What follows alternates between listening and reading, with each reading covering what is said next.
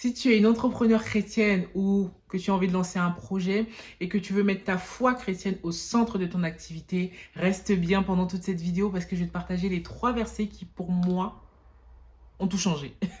En fait, ces 3 versets sont vraiment un game changer pour mon entreprise et on va commencer tout de suite avec le premier verset.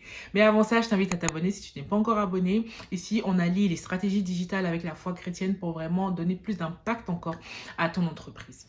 Premier verset, en fait, c'est un groupe de versets. Je pense que En fait, c'est des versets qui sont assez connus, ce que je vais te dire, mais personnellement, j'ai eu des révélations par rapport à ces versets-là et je vais te partager tout ça. Premier passage, donc c'est Habakkuk 2, donc Habakkuk chapitre 2, versets 1 à 4. Je vais te lire ça et puis je vais t'expliquer un petit peu pourquoi ça me parle et comment est-ce que tu peux transposer ça à l'aspect entrepreneurial. Donc Habakkuk 2, verset 1 dit « J'étais à mon poste et je me tenais sur la tour. Je veillais pour voir ce que l'Éternel me dirait et ce que je répliquerais après ma plainte. L'Éternel m'adressait la parole et il dit « Écris la prophétie, grave-la sur les tables afin qu'on la lise couramment, car c'est une prophétie dont le temps est déjà fixé et marche vers son terme, et elle ne mentira pas. Si elle tarde, attends-la, car elle s'accomplira, et s'accomplira certainement. » En réalité, pendant que j'étais en train de lire, j'étais en train de me dire que j'ai d'autres versets en fait qui me drive comme ça au quotidien. Et si à la fin de cette vidéo, tu veux que je fasse une autre vidéo dans ce sens en te partageant d'autres versets, n'hésite pas à me dire ça dans les commentaires. Ce sera avec grand plaisir parce que j'en ai d'autres en fait qui me viennent en tête. Donc ici, le verset qui m'intéresse vraiment, c'est le verset 2 qui dit « L'Éternel m'adressa la parole et il dit « Écris la prophétie, grave-la sur des tables afin qu'on la lise couramment, car c'est une prophétie dont le temps est déjà fixé, etc. » En fait, quand on est en entrepreneuriat, il y a une chose qui est essentielle, c'est avoir une vision.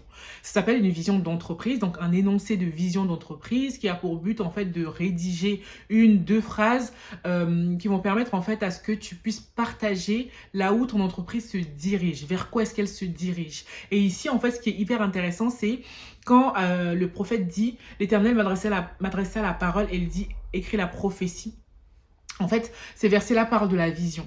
Finalement, quelle est la vision de Dieu pour ma vie en fait? Et Dieu nous appelle ici à écrire la vision, à graver la vision sur des tables, donc à écrire la vision pour qu'on puisse la lire couramment. Déjà nous-mêmes, qu'on puisse la lire, la relire et encore et encore. Et en fait ici, quand on parle de la vision, ce qui me parle et ce qui me booste dans mon business et dans mes stratégies digitales, c'est de me dire que je ne suis pas juste en entreprise comme ça. Je suis là, mon entreprise, aujourd'hui c'est Maison McAfee.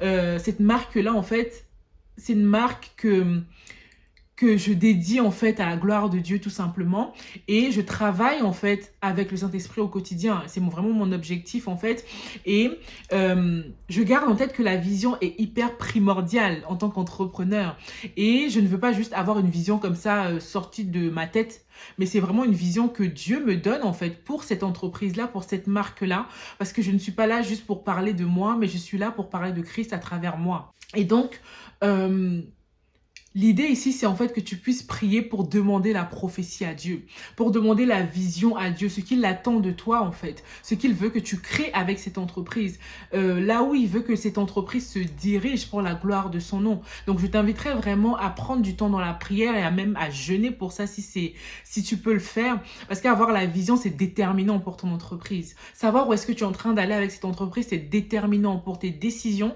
pour tes stratégies digitales, pour tes stratégies au sens large.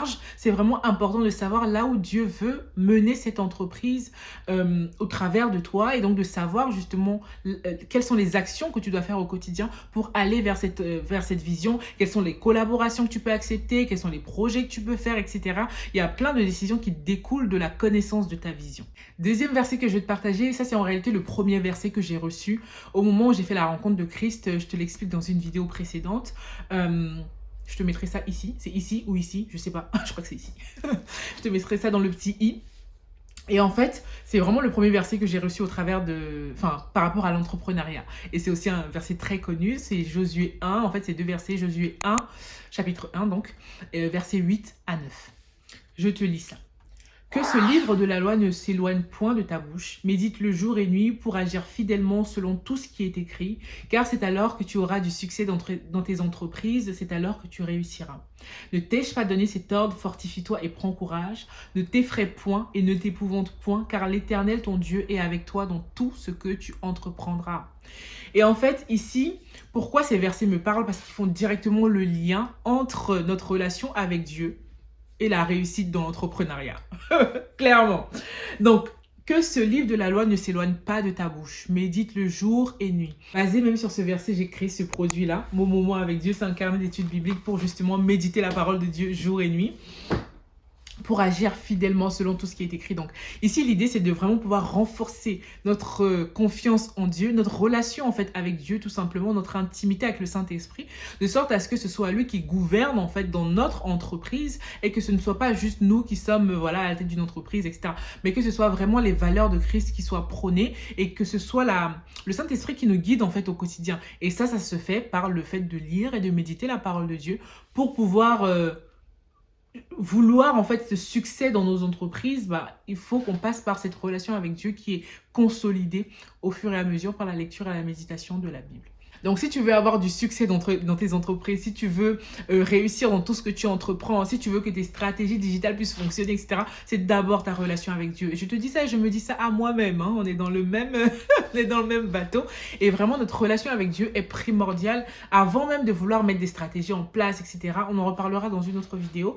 Mais la relation avec Dieu est essentielle.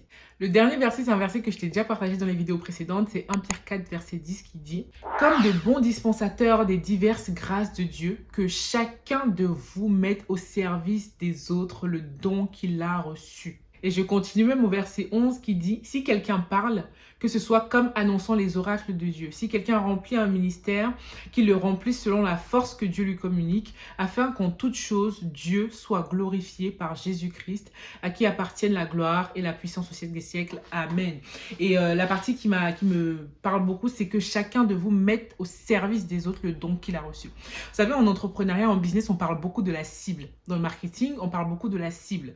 Et c'est l'un des points d'ailleurs qui m'a permis de comprendre que je voulais plus parler de communication digitale juste pour parler de communication digitale, mais je voulais vraiment faire le lien avec la foi.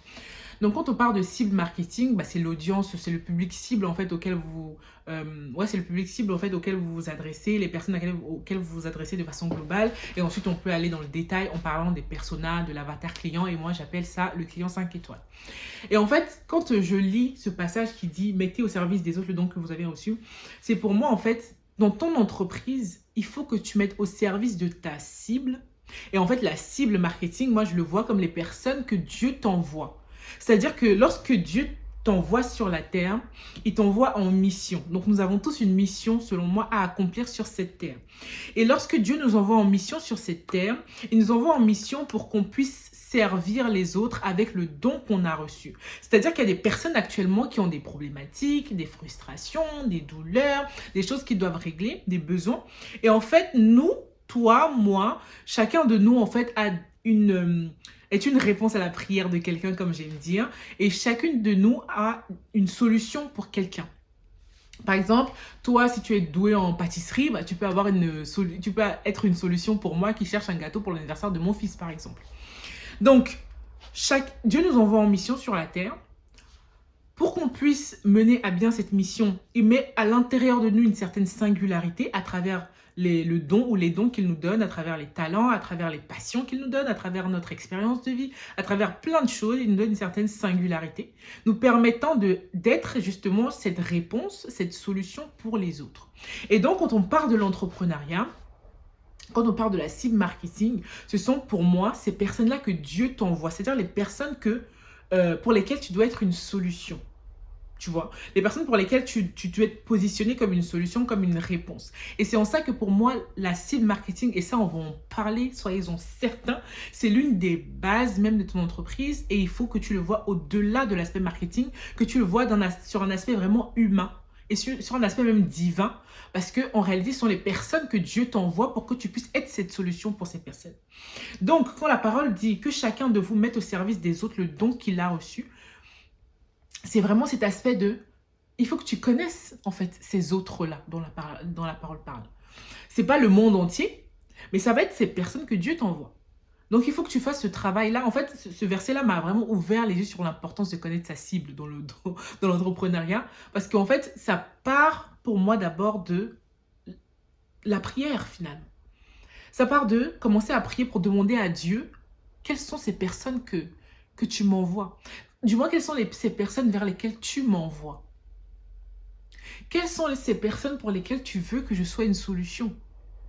Quelles sont ces personnes pour lesquelles je sais pas, proposer un service de, je sais pas moi, de coaching, de prestation de services, de produits digital, peu importe. Quelles sont ces personnes? Et c'est en connaissant mieux ce groupe de personnes, cette communauté, ce groupe, etc., que tu vas pouvoir en fait faire découler plein de choses. Donc faire découler les offres que tu vas créer, faire découler le type de communication que tu vas employer, les réseaux sur lesquels tu vas être